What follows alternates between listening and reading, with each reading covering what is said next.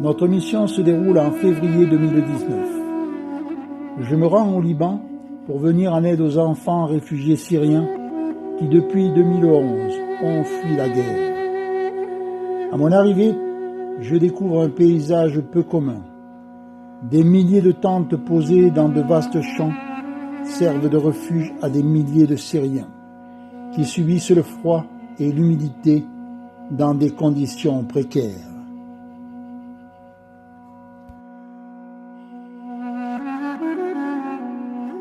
Je me trouve actuellement dans un camp de réfugiés syriens au Liban, sur la plaine de la Beka, auprès d'une ville qui s'appelle Baalbek.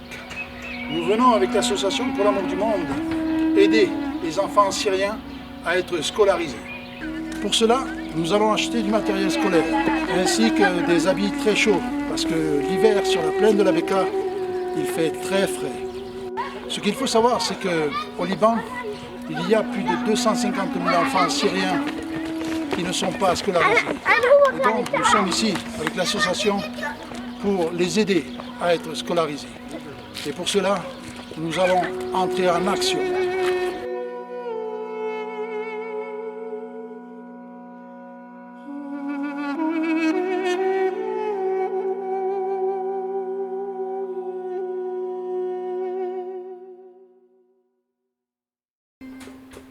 Je fais le point après avoir rencontré le président d'une ONG à Baalbek. Il m'a indiqué des adresses où je pouvais acheter des fournitures scolaires à moindre coût et m'a conseillé de faire confectionner des tenues chaudes dans une usine locale, car toutes les classes sous les tentes ne sont pas chauffées.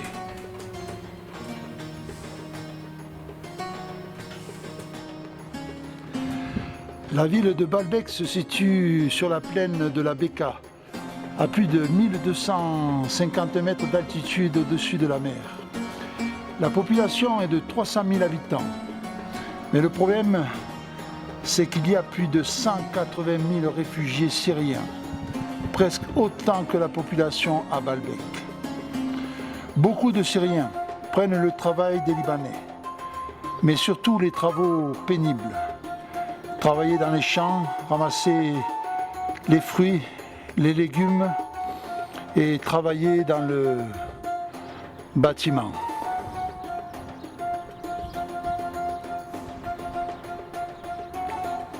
Fraîchement rencontré, je me dirige en premier lieu en direction d'une usine locale, avec laquelle je devrais pouvoir obtenir des tenues pour les enfants à un prix très intéressant.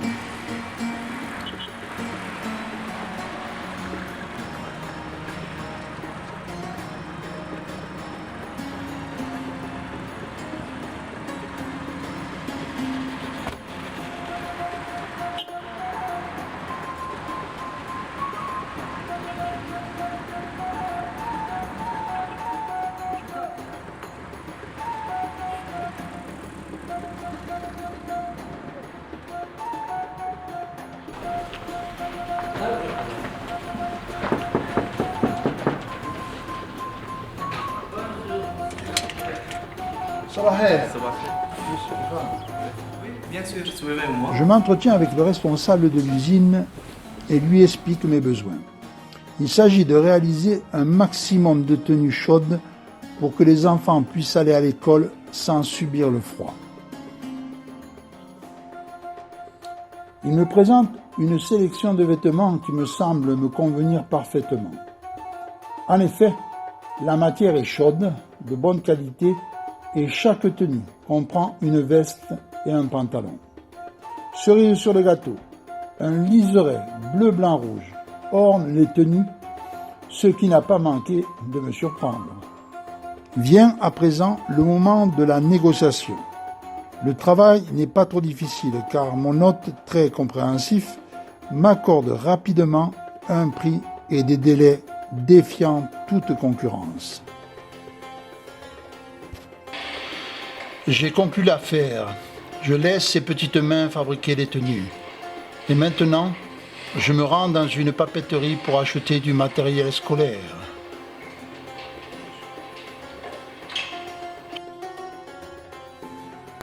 Les commerçants libanais semblent ouverts lorsqu'il s'agit de marchands, si cela marche également dans une papeterie. Ma mission à présent est de réussir à obtenir un maximum de cartables complets, comprenant chacun tout le matériel nécessaire à un enfant. Cette fois-ci, la négociation est un peu moins simple et je vais devoir jouer sur les arguments et la sensibilité du vendeur pour obtenir un prix intéressant. Je mets à profit mes talents et tente de marchander un peu. À force de persévérance, nous arrivons à un accord et mon interlocuteur me fait bien comprendre que son prix est au plus bas. L'affaire est conclue et ma mission commence à prendre forme. Après ce début de journée bien rempli, je retourne au camp de réfugiés pour en apprendre un peu plus sur les gens qui y vivent.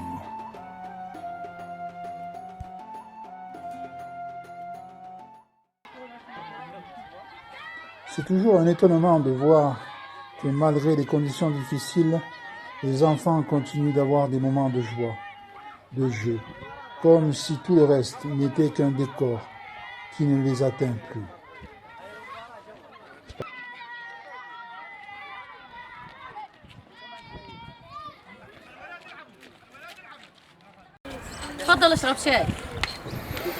A priori, je suis invité à prendre le thé.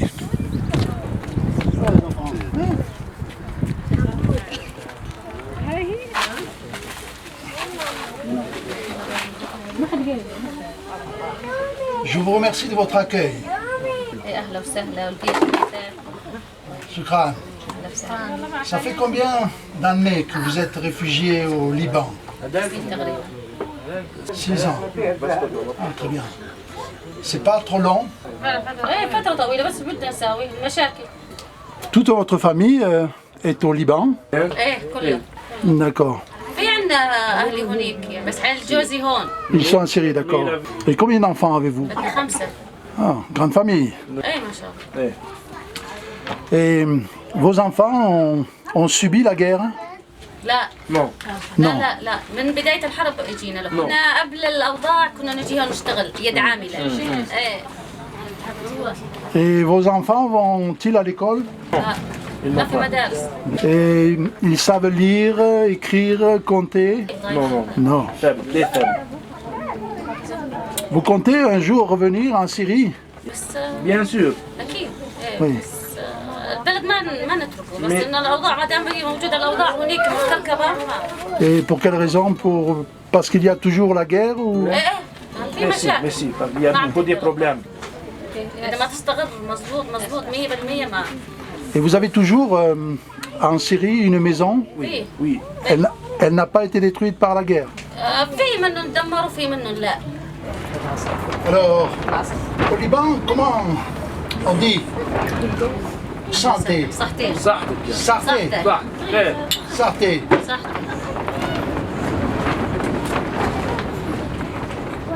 Ah, good. Très bon. C'est bien. طيب يعني. ان شاء الله الف صحه. Il est, Et bonne santé. il est sucré. Bien. سكر وحلو. الله يحفظك. صحتين. Alors, comment vous faites au Liban pour vivre? عن طريق اليد العاملة أو الفي يشتغل الما في اللي عنده كرت عن طريق كرت الأمم اللي ما عنده يشتغل بالأرض الزراعية يد عاملة يعني. Ils ont des cartes pour travailler? Oui. Ah, d'accord. Et est-ce que c'est vrai que les enfants travaillent? ايه الأولاد الصغير يعني الفي بيشتغل ايه تنأمن لقمة العيش. Et Ali, là, le petit, il travaille? Et il travaille toute la journée? بيشتغل على الظهريات، بيرجع البيت بياكل وبيرجع على المسكن. Et combien il gagne d'argent par jour? حسب اللبناني بشو يعطيه، حسب يعني احيانا يمكن الساعه تلحق يمكن 1000 لبناني بس. Une livre. D'accord. Quel âge a Ali? عمره 13 سنه. Et ça vous fait pas mal qu'il travaille à 13 ans dans les champs? طبعا يعني شيء يحزن بس اجباري، مجبورين يعني يلحظ يعني مثله بعمره بالمدارس. Quelle différence y a-t-il pour vous de vivre au Liban ou en Syrie? أول شيء بسوريا مثل الوطن، يعني الوطن وطننا أول شيء وأمان. بنفوت بنطلع على راحتنا، يعني تحس بالأمان، تحس بالراحة، تحس بالطمأنينة. مدارس، عندنا المادة هناك أرخص، إنه الوضع المادي أرخص من هون قرب أول شيء. إنه هناك عايشين هون كمان تحت سقف، بس هناك طبعا بيوت من طين من باطون. هون يعني ما بتعرف المطر منين يجي، يعني ما في راحة. En Syrie, où habitez-vous? À Damas, à Alep? لا بالرقة بالضيعة المنصورة. Et quand comptez-vous repartir en Syrie? الوضع 100% تمام. Et là, pour le moment, la guerre n'est pas finie? لا مزيان. Non. Alors, vous allez encore rester longtemps au Liban? خلص الوضع ما دام الوضع لو عجزنا. J'ai été heureux de vous rencontrer. Je vous souhaite de bonnes chances pour votre retour en Syrie. إن شاء الله يا رب الله يسمع منا وإحنا متشرفين. Merci. Assalama. مع السلامة. Allez. Je me rends dans un camp de réfugiés où je dois retrouver les élèves de 2 classes. Sabaher, bonjour les enfants. Vous êtes le professeur de cette classe? Oui, je suis le professeur de cette classe, mais je suis bénévole. Ah, vous êtes bénévole, très bien. Et vous avez combien d'enfants dans cette Il y a classe? 20 enfants dans cette classe. 20 enfants. Et que leur apprenez-vous en classe particulièrement? Je me l'apprends lire, écrire, l'arabe, mathématiques et la langue anglaise. Anglaise. Le français, non? Pas le français. Vous aimez pas le français? Oui. Bon, très bien. C'est une belle langue aussi, le français. Et combien d'heures de cours ils ont par jour? Il y a 2 heures de cours par jour. Ah, 2 heures seulement? Oui. Sur toute la semaine, tous les jours, 2 heures? Oui. Ah, très bien. C'est pas beaucoup. Et que font-ils les enfants après l'école? Les garçons travaillent dans les champs. Ah, carrément, ils travaillent dans les champs. Et ils sont pas trop fatigués pour étudier après? Un petit peu. Un petit peu quand même, oui. Je me doute. Est-ce que vous aimez votre professeur? بتحبوا الأستاذ؟ Oui. Bien. Est-ce que vous aimez l'école? بتحبوا المدرسة؟ Est-ce que le professeur est gentil avec vous? المعلمة منيحة معكم؟ Bien. Est-ce que vous aimez aller travailler dans les champs? بتحبوا تشتغلوا بالحقل؟ Est-ce que vous aimez la Syrie? بتحبوا سوريا؟ Très bien. Bien. Je pense que le cours est terminé. Les enfants, il a été court, mais bref. Je vous souhaite de bonnes chances dans la vie.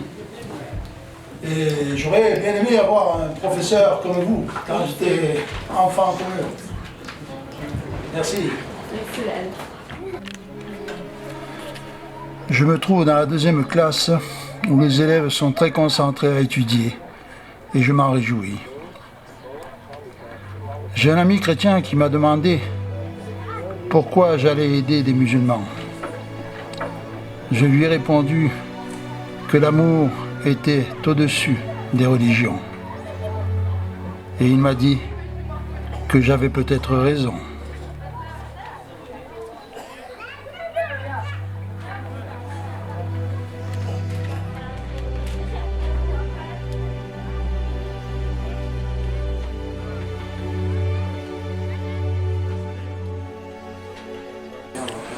Le cours de classe est terminé. Il est temps de partir et de laisser se reposer ses enfants ou d'aller travailler. Masalama!